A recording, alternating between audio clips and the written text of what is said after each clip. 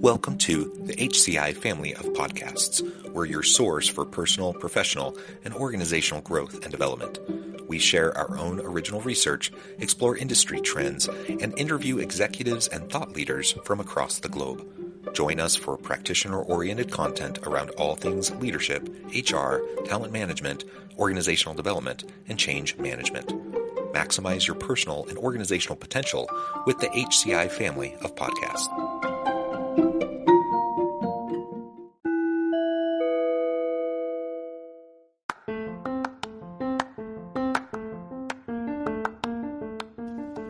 Welcome to the podcast. In this podcast episode, I talk with Dr. Benjamin Ritter about self-leadership and the difference between a job and a career.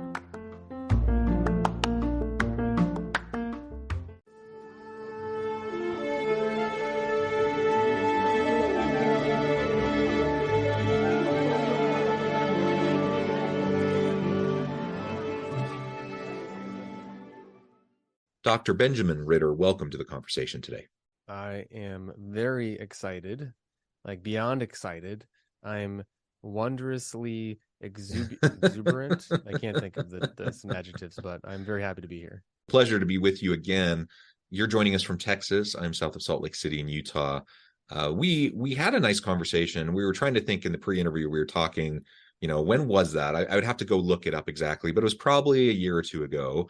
You were a guest on the podcast. We had a really great conversation then. It's really great to reconnect and to have an opportunity to further explore some really important issues. Today, we're going to be talking about self-leadership, the importance of self-leadership generally, but also how that applies to the concepts of job and career, and really what the difference is between how we can and probably should be looking at job versus career, and the role of self-leadership and all of that. As we get started, I wanted to share Ben's bio with everybody. Dr. Benjamin Ritter, founder of Live For Yourself Consulting, is a leadership and career coach, talent development executive, and values geek. He's an international speaker, online instructor, and he does so many really cool things. I'm just looking through this. So many wonderful clients. Ben, anything you would like to specifically highlight from your own background or personal context before we dive on into the broader conversation? Just that I didn't start in talent development or leader and career coaching. My career right before this was in healthcare for 7 years, being really unhappy at work. I was coaching at the time. I was an entrepreneur. I launched the supplement. I launched a different coaching practice a long time ago. As a marketing associate, I was in health policy. I've done so many different odd jobs. And the reason why I mentioned that is because I speak from a perspective of not this is the way that your next job should be or your career overall should be, but that it literally is limitless in the amount of doors that you can open. And I've opened many of them. I've been in many different places in my career, multiple pivots, multiple disappointments, and worked with clients all around the globe in different industries. And so what I'm sharing with you is based on not just the research, not just the book knowledge, not just from the limited experience working with clients, and not just my own personal experience, but like the gamut of careers and jobs that are potentially possible. So listen in. And if my background doesn't align with what you've done, I promise you I might have actually done what you're doing, but also that I have some knowledge and expertise in it. I think we can all resonate with this idea of just kind of a meandering path. I think very few people, really just kind of know from the get-go what they're going to be doing. They kind of get in their lane and they stick with it. I happen to be married to one of those people. She knew from the time she was in high school that she wanted to be a math teacher. She's taught math in different settings. She's tutored, she's taught in middle school. She's actually a university professor now, but she's always taught math and she always knew that's what she wanted to do. That's wonderful. That's not how it goes for most of us. I know that's certainly not how it went for me. I've been meandering all over the place. So anyways, I think we can all resonate with that. And it's not really about how straight and linear your path is. It's just about growth and what you gain from the various experiences that you have. And I actually think that leads really well into the broader conversation we're going to be having today. Let's start by laying a foundation for this idea of self-leadership. What do you mean by self-leadership, and why is it important today, perhaps as important as ever? So self-leadership is basically It revolves around the concept that the most important leader in your life is you. You're ultimately, no matter who's around you or who you look up to, whoever your role models are, your leaders are, you're ultimately making the decision. And so self leadership takes the accountability about your decision making, puts it on you, and then empowers you to say, well, what is it that you want to create? And are you leading yourself intentionally towards it? Very similar to like a value aligned life, but taking away some of those kind of big hokey pokey words and just saying, like, you make the decision and you lead Mm, yourself forwards. And so self leadership is, are you aware of the decisions you're making? And do they yeah. align with what you want to create in your world? An aspect of that that just kind of stuck out in my mind, you didn't say it explicitly, but to me, part of what you were saying in self leadership is just ownership over our own choices, ownership over our own life and our own trajectory, recognizing very much that, you know, external forces do impact us. We're all stuck within a context, and we all have to function within a particular context, and there are constraints. But we largely get to decide how we're going to respond to those constraints, which is a powerful kind of freeing mindset in and of itself. And as I get beyond that, then I start to think about how I can't outsource my responsibility. I can't outsource my decision making to other people, to other institutions. While there is plenty of blame to go around for faulty systems and institutions and people doing bad things, ultimately I have to choose how I'm going to respond within the context I find myself, and I have to own what I'm doing and what I'm choosing and how I'm reacting, right? And to me, that's just a huge part of what self leadership is all about, and not falling into the trap that I think it's just human nature and it's very common. But we you know, especially when things are hard, that you start to look around, you start to point fingers, you start to complain about the things that aren't the way they should be or that you would hope they would be. And while we can't put our head in the sand and we can't ignore faulty systems, and we need to work to try to drive social change and organizational change and such, we also have to realize that within our own sphere of influence, we have the capability right here, right now, to lead out in what we're doing.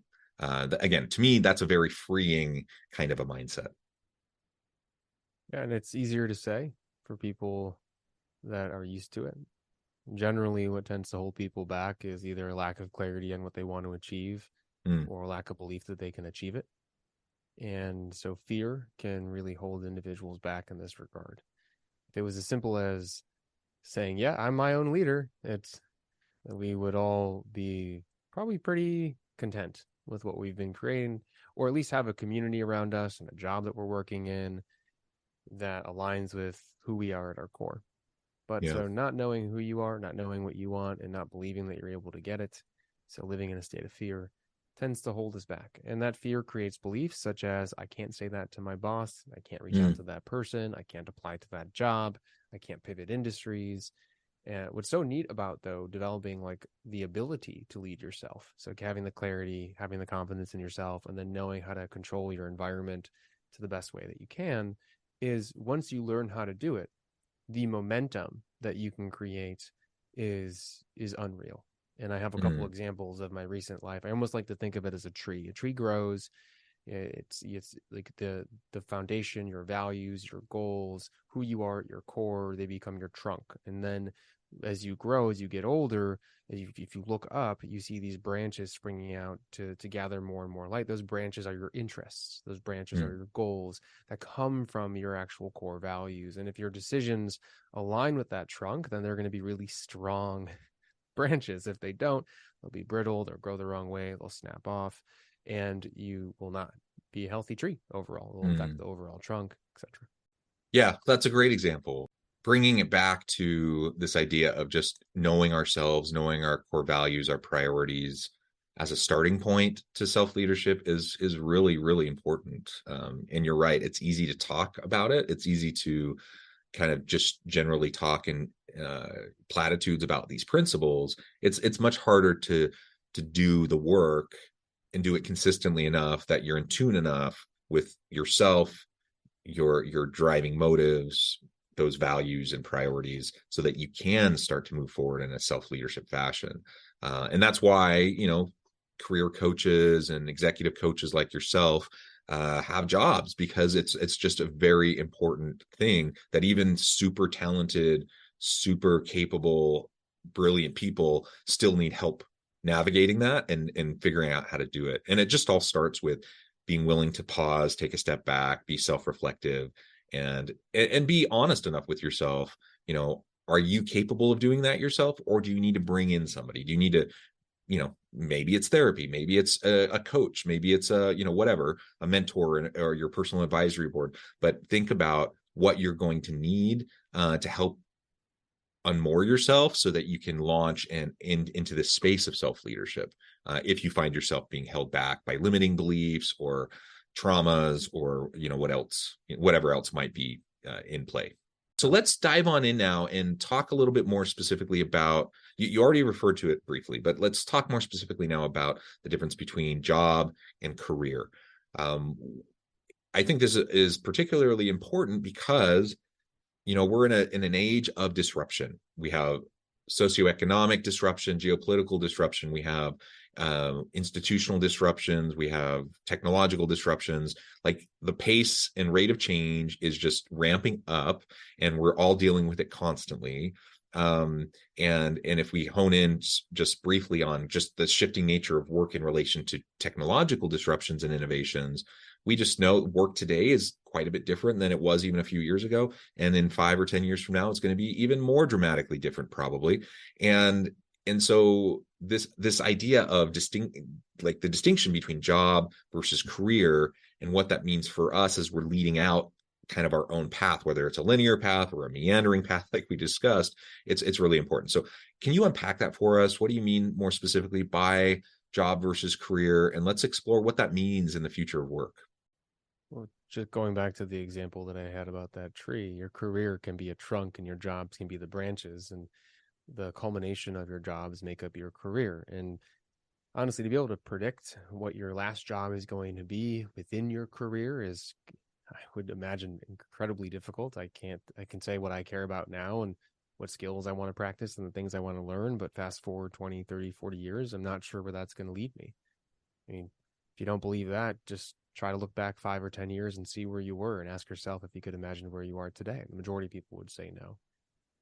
But what's really neat about this concept that your jobs are a culmination that turn into your career is that the amount of importance that you place on your current job, or having your job be your career, can be really actually misleading and a mistake. Honestly, I'll say the word, a mistake. I usually don't say that very often. But a job is just a drop in time when you look at your broader career overall. It is something for you to create joy from. It's something for you to build a community and relationships from. It's something for you to learn skills and try things out. It's something that potentially you can feel safe failing in, because there's another job right around the corner. Now, getting that next job will entail you being able to tell a career story that will be built from your experiences. You actually don't have to have a career story until you need to make a move into your next job.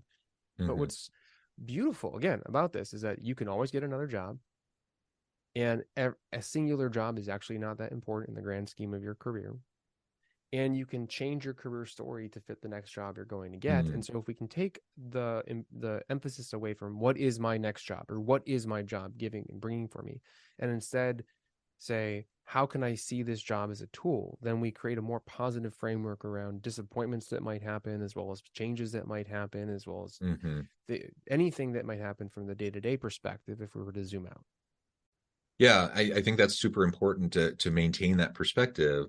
And especially when you have career setbacks, when you have you get passed over for that promotion, you're trying for this new, like, perfect job, like it's your ideal company, your ideal position, you're super excited for it, and you don't even get an interview. Like, these types of things can be devastating. They can really set you back. And I've been there. I've had those sorts of disappointments. I think everyone has. And it's really nice to be able to, again, take a step back, see the bigger picture, and recognize that this is just part of your story. And it even though it seems all encompassing in the moment, that within the context of a broader career and just time, the sting of it will fade. And frankly, oftentimes you might find yourself in a better place a few years later than you would have even conceived of had you gone that path and gotten that job or that promotion where you were. I know that certainly has been the case for me, where I've had some devastating disappointments. I had my plan. I had my year plan, my 5 year plan. I was working hard. I was going at it. I was achieving. I was accomplishing. I was in my mind, I'm like, I'm the ideal candidate for this kind of a position. And it just doesn't happen. It just doesn't work out.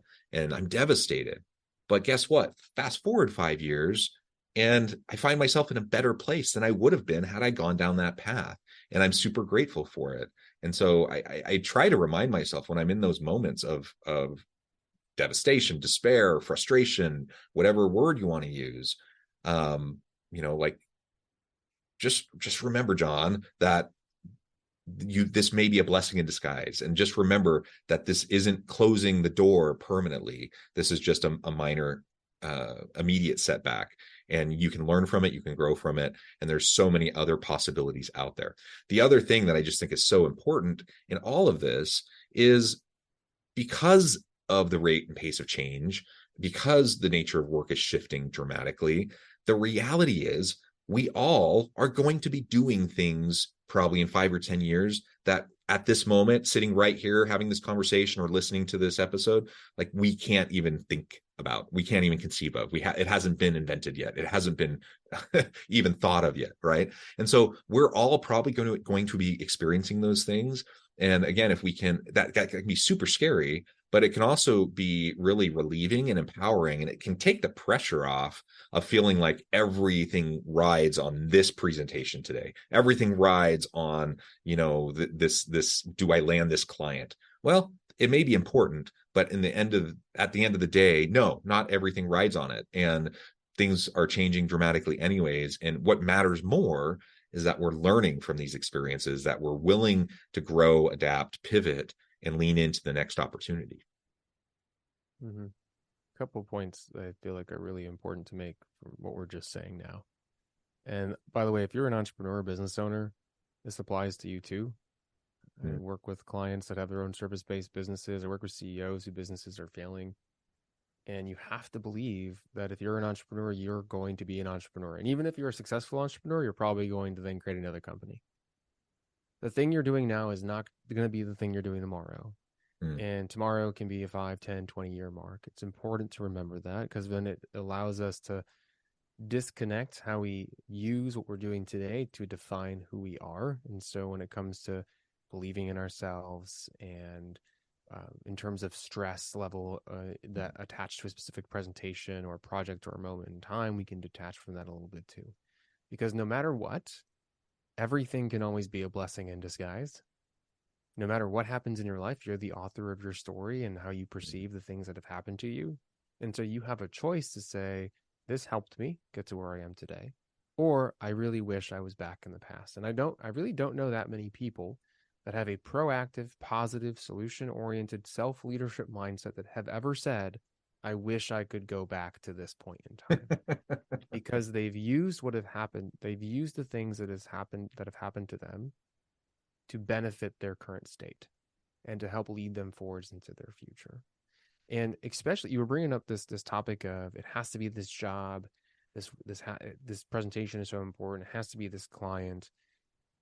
What people miss out when they get so invested in one specific opportunity, other than the fact they tend to just put way too much level.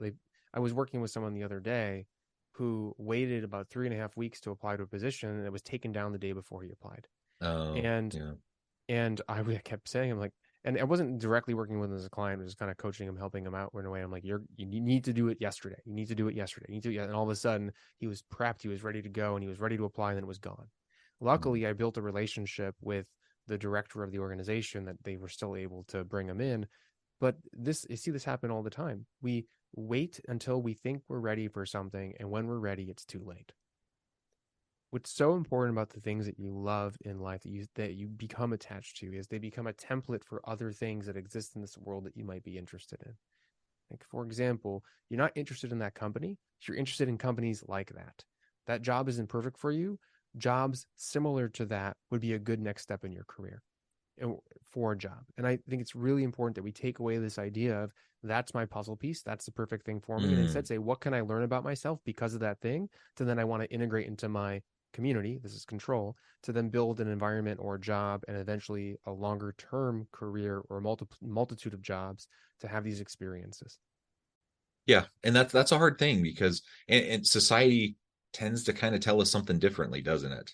And we get the we get kind of alternative messages from media, TV shows, movies all the time. Um, the most compelling TV shows tend to be the ones where everything is high stakes, everything matters, and everyone's life depends on this moment in time.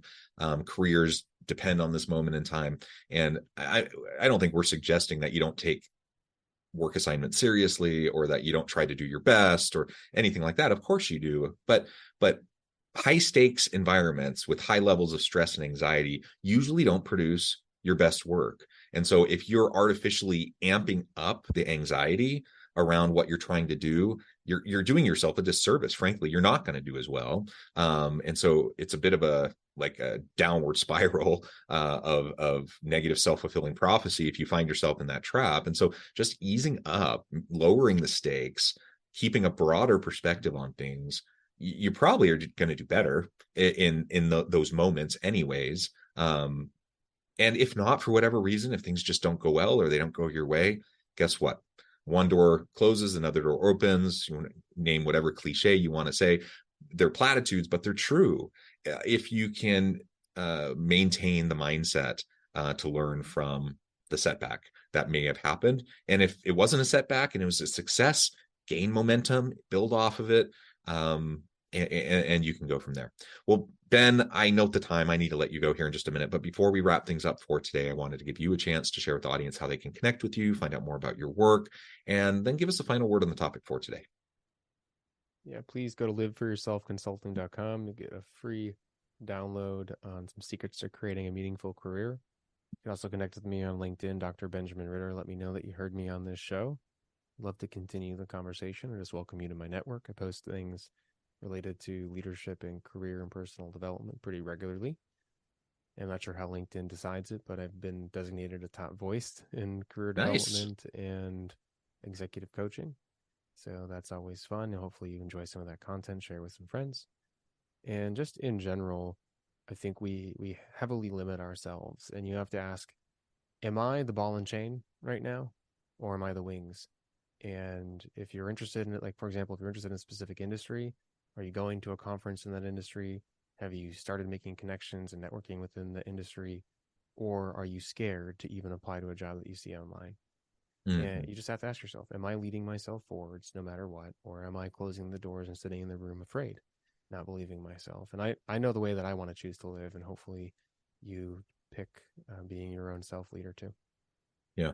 And maybe it's not the healthiest thing, but I can't help but ask myself the question, what's the worst thing that can happen if I do this? If I go out on a limb, if I extend myself in this way, I'm uncomfortable. Yes. I could be, I could not be considered. Yes. Someone could make fun of me. Like there's lots of things that could happen, but what's really the worst thing that can happen? It's usually not that bad. And so just like lower the stakes in terms of like the fear of what you have associated with whatever this thing is that you're hesitant to try.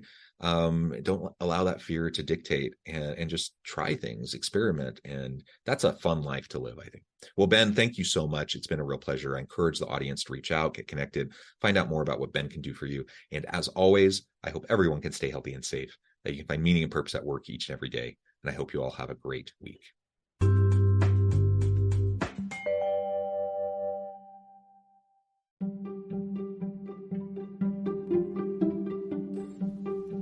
Thanks for joining us for this episode of the podcast. We hope you stay healthy and safe, and please join us again soon.